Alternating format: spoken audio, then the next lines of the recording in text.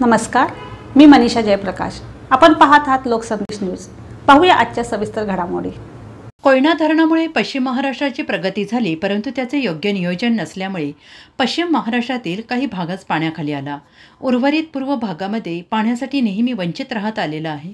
या सगळ्यांवर मात करत पूर्व भागातील शेतकऱ्यांनी हजारो मोर्चे काढले आणि त्यानंतर काही प्रमाणात म्हैसाळ योजना सुरू करण्यात आली, परंतु या शेतकऱ्यांची घागर कोरडीच राहिली। मात्र भाजप सरकार आल्यानंतर सुरेशभाऊ खाडे यांच्या नेतृत्वाखाली म्हैसाळ योजनेचे योग्य नियोजन करून पूर्व भागातील शेतकऱ्यांना म्हणजे जत तालुका, कवठेमहांकाळ तालुका आणि मिरज तालुक्यात पूर्व भाग पाण्याखाली आणण्यासाठी सुरेशभाऊ खाडे यांनी जोमाचे प्रयत्न करून या योजनेला कार्यान्वित केले आणि यामुळेच सुरेशभाऊ खाडे यांना पूर्व भागातील शेतकऱ्यांनी जाण ठेवत भरभरून मतदान करून चौथ्यांदा निवडून आणले।